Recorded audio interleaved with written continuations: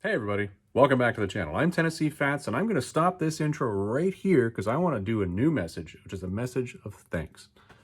I've already said hello to our viewers that I found earlier that were watching me in both Spain and in Russia, which I found fascinating. And to both of you, privyat and hola.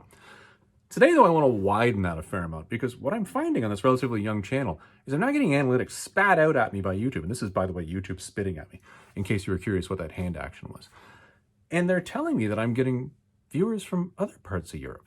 I have viewers who are translating my videos into Portuguese. I have viewers that are translating my videos into French. And then I'm finding little pockets all over the UK of people who are also watching this very thing. I find that fascinating. So to my European viewers, I want to say thank you. Thank you for watching the video and thank you for the exposure. I really appreciate it. Hopefully you'll enjoy this video and the ones that I'm going to continue to put out. And to my North American viewers who are all over the channel, I always thank you guys. I appreciate you being here. And as I say at the end of our video, I always look forward to seeing you in the next one. Now, today though, what we're talking about, the actual content today, is actually a Conan the Barbarian miniseries review. Now, for those of you who watched my last video, you'll know that I did a video that was part of a miniseries that Marvel put out during what I'm going to call the doldrum years. I still think that phrase applies. And that miniseries was meh. No, I think meh is actually too positive of a phrase for it. Meh? Yeah, I think that was probably closer to actually what I thought of that. We're going to change gears today, and we're going to move into a Dark Horse miniseries. And this is what we're going to look at.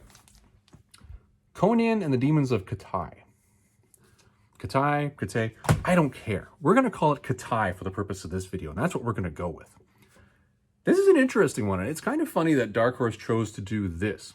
When Dark Horse took over the license in 2003, they started this figurehead series, which was basically following Conan, by my understanding, chronologically through his adventures in his life. But I think they lost their patience around 2005. They were moving through those perfectly fine, but I guess somebody over there really wanted to do a King Conan story. So this was the first stab by Dark Horse Comics of a King Conan story. And to make it even more interesting, they decided to take the character and move him to an area where Robert E. Howard had never written about explicitly. There were no Robert E. Howard narratives of Khitai. There's reference to Khitai all over the place. In fact, I just read Tower of the Elephant again last night, and there's references of it all over that story. But there's never any explicit detail of what it is. So Dark Horse decided to flush that out here without any of the Conan canonical baggage that would come with a series. So, interesting series, the 4-part series. Let's go through it today, and I'm going to give you guys my thoughts on what I saw within this. And spoiler alert, I'm going to put this out here. For those of you who want to read this on your own, don't want to know what happens at the end of this story, stop watching this video now. Fairly warned be ye, says I. Because today, I'm talking about what happens in here. For those of you who stuck around, let's stop looking at my ugly mug. Let's get into the books. And we're back. And as always, at this particular point in the video is when I do the obligatory YouTubing. If you enjoy Robert E. Howard content, if you enjoy basically me talking about Conan, give this video a thumbs up, subscribe to the channel, and by all means, post a comment below. Those comments below are a lot of fun. I continue to enjoy those.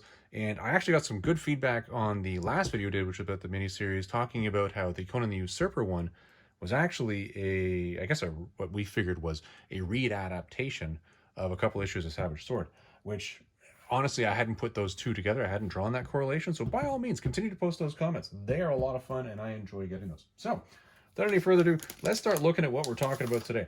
I'm looking at the actual comics today. We're not going to be looking at a trade paperback. We're actually looking at the comics. These are not multi-million-dollar books. I'm not going to get rich trying to hold these things.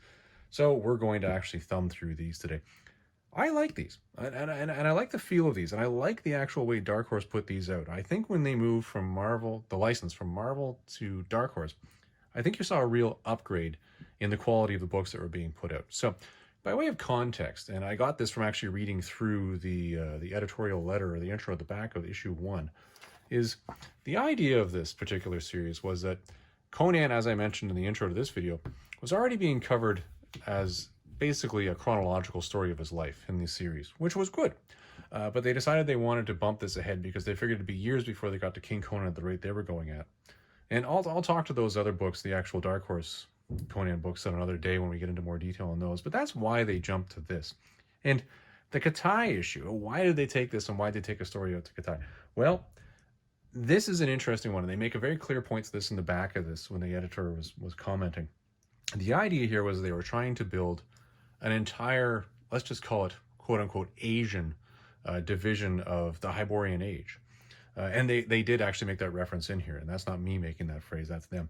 So what they did was they went out and they got basically a whole bunch of cast and supporting basically writers and artists that were all based or had origins from somewhere in what we call modern Asia.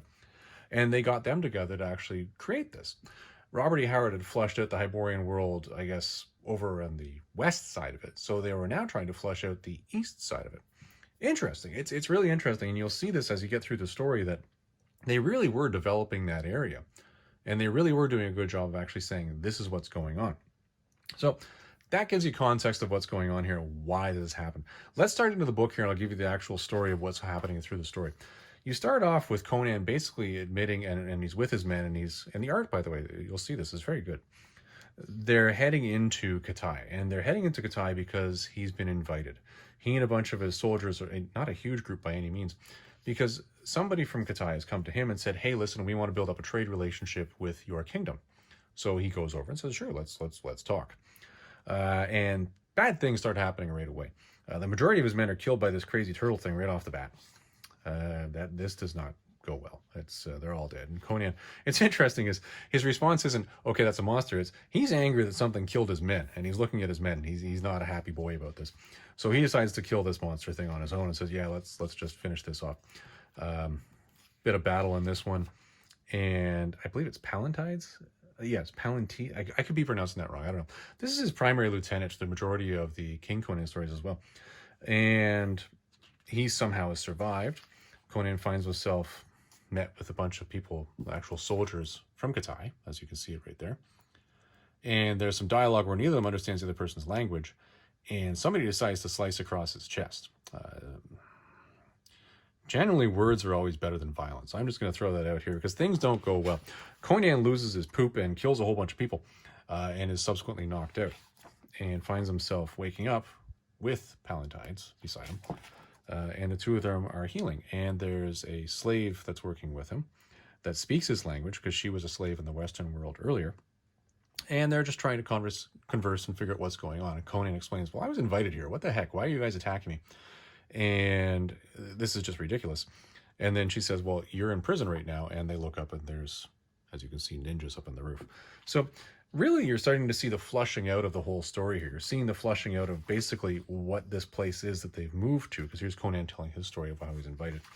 And it really opens up here, where you start to see, oh, this is what Khitai is like. And Conan himself was actually somewhat surprised, because I guess the only places in Khitai that he had actually seen in his wandering days were the barbarian places to the west. And she even mentions, when he's saying, I'm impressed, I didn't think it was this advanced. And she's like, well, yeah, that's because the area that you guys typically see is over there.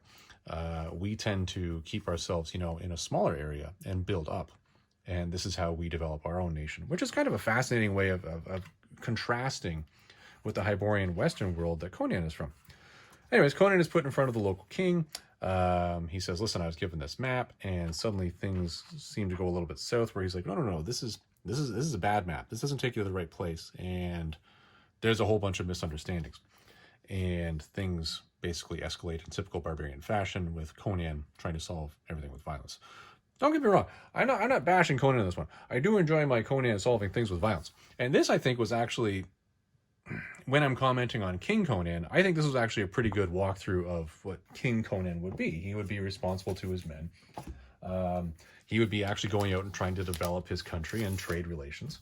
But at the same time, he would typically be what you would expect King Conan to be. Anyway, so good one. We lead off with Conan, all of a sudden there's all sorts of troops around him, and we get into issue number 2. And we pick it right up, and Conan's right here. He's continuing to negotiate with the local king. Some throwing stars end up in him, and he has now turned around and put throwing stars to the throat of their local king, doing nothing but just basically taking a hit. So local king guy, the emperor, is somewhat impressed by this. And he's like, oh, okay, well, that's great. I'll tell you what, I'll promise you that I'm not going to kill you. Let's just de-escalate and start talking here. And they make a blood bond. And he says, if you want to go here, that's fine. I'll let you go here. But, let's just calm down and have a meal afterwards. Just relax. Because at the same time, the king also, or the emperor also recognizes that Pallantides, who was healing in that last issue that we saw, still needs to continue to heal, because apparently that turtle thing is actually somewhat poisonous. Anyways, Conan's having a good time. He's hanging out, and he gets told about this place where he's got a map leading to. The map apparently is leading to a place where this particular ninja dude, or samurai, because he clearly looks like a samurai to me, has taken refuge after he killed the prior emperor and stole this fancy sword. And Conan says, well, that's fine. I'm going to go and I'm going to slaughter this guy, and I don't appreciate getting jerked around. I came here to trade, and basically this was basically the setup. And the emperor says, that's fine, you can go, but you know what? These two are going to go with you. So check out these two. Yeah, they're looking real happy. These two are going to go with you, and everything should be fine. And, of course, there's obviously the obvious inclusion of King Conan sleeping with the local slave girl. We'll just skip right past that. Yeah, off panel here. We try to keep this a family channel. And then you see these two fighting. Again, these are the two that are coming with Conan. And Pallantides and him are talking, and they're like, oh, no, everything's going to be fine. Yeah, they're pretty interesting, but, you know, we'll be fine. We'll go and we'll just kill this thing that led us here. Because now, at this point in time, you got to ask yourself, if you've been led there under false pretenses, do you really want to go and kill this guy? He could just turn around at this point in time and go home. But he's not going to. He's pretty irked. So he sees a little bit of the kingdom while he's going through. You know, there's tigers. Big-toothed tigers. There's what I'm guessing are Komodo dragons. There's a reclining Buddha. Really, they're fleshing out the whole idea of what is Khitai. And Conan makes the comment. He's like, well, why are these two always so angry with me? Why aren't they talking to me? Well, it turns out that Conan, in that initial battle, when he was solving things with violence instead of words, killed their brother. And this is an interesting aspect that happens throughout the story. Conan seems to continue to try to make amends with these two. And what he's doing here is he's laying down the weapon that killed the brother to them and just saying, listen, can you forgive me? Can we just get along here? Which kind of surprised me. I didn't really expect that from King Conan, but at the same time, I was like, well, you know, it shows some sort of growth. And as they're talking, of course, there's deadly psychotic pandas. All right, so there's the end of issue 2. Boom. Issue 3. So yeah, I'm trying not to waste too much time on these things. We're just going to go through it here, and then I'm going to give you my thoughts at the end. Issue 3, there's the cover. Very interesting. Fighting other creatures other than psychotic pandas. Anyways, so we're slicing through pandas, and it's quite the battle. Everybody's helping everybody out. Pallantides actually helps out one of the two that doesn't speak, and unfortunately, he takes the worst of it, as you'll see down here. Through the whole battle, after they kill all these psychotic pandas, yeah, he's not looking too good. I don't know what it is with this guy. He just seems to be set up as the fall guy. So what they decide to do is they're going to, you know, wait and leave him here. Hopefully he can heal himself while they continue along. And, of course, these two are kind of getting along with Conan now because, you know, he took the extra effort to save them when really he could have saved Pallantides. I'm just going to point that out there. Anyways, you get to the actual place where Conan's going to be calling out this guy that supposedly is the one who led him here. And what ensues here is a massive battle. It's basically just page after page of fighting elephants and crazy deranged black and white tigers, you know, and cutting heads off. That I thought was particularly gruesome.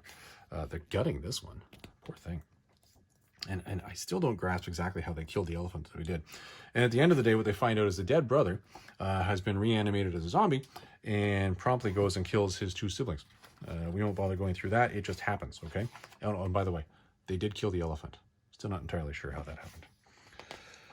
Anyways, everybody dies, and Conan ends up facing this person, and things are going to go south, but, you know, they always have to leave it on a cliffhanger, and there's your cliffhanger. Now, I'm going to stop here. Note I didn't flip through the last page of this particular copy of issue number 3, and I'm going to explain why a little later. But we'll come back to that. And then we get to issue 4. Issue 4, because things are going, this is just running along here. This is running ramshackle through this story.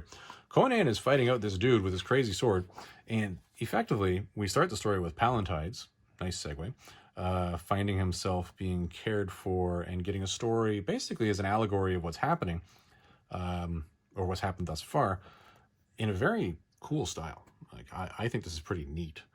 Anyways. And that was our nice little segue at the beginning. But then we flip over, and here's Conan, and he's doing his thing, and he's battling. And I'm just going to thumb through here because this was a long, drawn-out battle. By the way, you've also found out through the story here that this is actually his sister, just in case you were curious. It's quite the battle. Things are going to happen. And suddenly, kachak, she comes in and cuts off his arm. Sword's done. Conan cuts off his head. You think that's the end of it. But then this is really where it gets to, well, hold on, what was the greater purpose here? And you find out that the greater purpose was that this here is some sort of a fox-type demon witch and has basically decided that she just wanted a stronger disciple handling the sword as opposed to the prior dude, because she thought, nah, he was too weak, and tries to, you know, seduce Conan with it. And Conan's like, what? I already have a kingdom. Thwack, and punches her, which I find quite funny. And then she turns into her fox wizard thing, and there's some fighting, and, well, fox wizard thing dies by the sword. And that's the end of the story. So effectively, everybody's fine. They go back, they find Pallantides, and he's doing all right. They get the last of the story, and Conan rides off and sends her off home, and they wander back on to Hyperborea. Now, it's interesting here, or Aquilonia. It's interesting here is, at no point in time did they actually work on the trading thing. Conan came here because he wanted to trade. Remember that? Yeah, that just, we'll just leave that alone, and we'll just forget that part of the story. That didn't happen. He just left and went home. He met the Emperor. He's in good relationship with the Emperor here, and they're not opening the doors to trade. So, anyways, I ran through this pretty quick. I didn't want this to be a long one because, quite frankly, long ones are boring. But what I liked about this, let's talk about what I liked about this story and how it was kind of cool. I liked the fact that you're fleshing out Khitai. I liked the fact that you're really melding a lot of cultures in the generalizations that we see here. I think that was kind of neat. I think some of it was kind of stereotypical throw-ins, but you know, the effort's being made, so I'm going to give them 2 points for that. One of the things that I find with Dark Horse comics, although they are great as far as the quality of the books go, I like the high gloss paper. I like the fact that, you know, you can thumb through it easily. I also like the fact that you got these Robert E. Howard autobiographical short stories in the back, which are taken from various literary sources about Robert E. Howard's life. I think those are really cool, and I like the fact they do that. What I find to be irksome with the Robert E. Howard or the Conan stories that Dark Horse puts out is you get very little story for the comic. The actual movement of the story is very, very fast-paced. A lot is happening off-panel in a typical Dark Horse comic, and they're trying to ram through too much story. If this was to be fleshed out, like say in a Savage Sword, this would have probably been, I don't know, maybe 3 issues of Savage Sword. So it really could have been dragged out. And then, of course, you notice the phrase that I just used was dragged out. Do you want to drag everything out? To me, I like my Conan content. I like it in detail. I like to read through the whole thing. So I like a little more fleshing out. Obviously, there's more dialogue that happened throughout the story, but we didn't see it here because you're obviously, for brevity, trying to keep the stories short. So there is that drawback to Dark Horse. But I do like the fact that they did try to cover as much as they could in what they did here. I like the fact that also that they turned around and they tried to do this with really creating an Asian sort of East or a fully developed Eastern world to the Hyborian Age. And they did that with basically people that culturally are from those nations that we look at today. I like the fact that they did that. And I like that they were really focusing on that to try to keep it as authentic as from knowledgeable parties as possible. And I think that was well done. Now,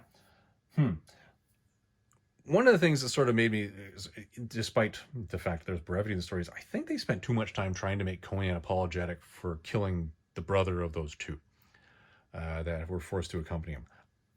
I get that Conan was trying to solve the problem, and I get that it was a many-day journey to get to where they had to go, and obviously they were skimming through. But the focus on that in here was really in-depth. They put a lot of pages and dialogue into that, and you're already fighting a page count issue to begin with. So I think focusing on that in here was kind of superfluous. I think it was unnecessary. I think it was just sort of, yeah, it's there, it goes with the story, but did it really need to go with the story? So in that way, I kind of step back and I say, I'm not entirely too sure on that, but you know, whatever. It is there. But I think it was well done. I think that the whole story going all the way through was well done. I just think that we just led a little off the path here. Now, here's the nuance that I thought I would throw out here. And for those of you who know the Dark Horse Conan comics, you're going to look at this particular book and you're going to look at this particular title and you're going to go, wait a minute. Is that what I think it is? So you've noticed that I've gone through the actual comics here. I've actually looked at the books, not the trade paperback. So at this time, for those who know, Conan the Barbarian, the regular ongoing series, is coming up to issue 23 and 24. Some of you might know what happened in issue 24. In issue 24, there was a recalled edition. And the recalled edition was because somebody in their infinite wisdom decided to publish this cover with that woman being completely nude. Well, that didn't go too well. This is issue 4. Okay, it's advertising issue 24 of Conan the Barbarian. This is issue 3, the first printing. And in the back here, and I said I will not turn the page, there is a reason why. I can tell you, as I'm looking over here, I am looking at an ad advertising the completely nude cover of issue 24. We're not going to put that on this channel because we like to keep things a little clean, but this is the first print. So, word to the wise, for any of you who are out there and you're saying, I want to buy these 4 issues and I want to get them, the red logo one is the first print of issue 3, which has the recalled advertisement in the back. The second print of this does not. It has the censored version in the back, which matches issue number 4. There's your little nuance for this particular mini-series. So conclusion time. Let's get to conclusions, shall we? Let's get to this. Would I buy this again? Would I read this again? Honestly, I would, but I would make sure that I read the issues and not the trade paperback, because I can tell you, reading the editorial comments on the before the letters page at the back really helped give me a sense of context of what was happening. Issue 4 was phenomenally delayed. I believe issue 4 and subsequently the reprint of issue 24 were both probably phenomenally delayed because there was a talent switch at that point in time. There was an announcement that somebody was leaving from the team. And at the same time, I think there was that big screw up with the actual cover. So getting the context of, well, hold on, why am I looking at the same cover on the back of 2 issues that are 2 different time periods? That was important to me. Now, granted, you wouldn't see that if you were actually just reading the trade paperback because you don't publish that stuff in the trade paperback. But I think having that little nuance was good. I would also read it in the comics because you get those autobiographical comics about Robert E. Howard in the back, which I think were really, really good. And I would encourage you to actually read those to learn a little more about the mind that created Conan. So, is it good? Yes. Is this a miniseries that you should buy and you should probably consider going forward to be almost a canonical story about Conan? Yeah, I think you should. This was well done. I actually think Dark Horse did a good job on this one, and honestly, I hope I can find more like this as I continue to read through the Dark Horse miniseries. Well, everybody, I want to keep this brief, so I'm going to stop it there. Thumbs up for this series. I like it. Go buy it. Everyone, I hope you enjoyed this video. For our viewers, as I said at the beginning of the video, for our North American viewers and our European viewers, thank you for sticking around. I enjoy having you with us. We'll see you in the next video.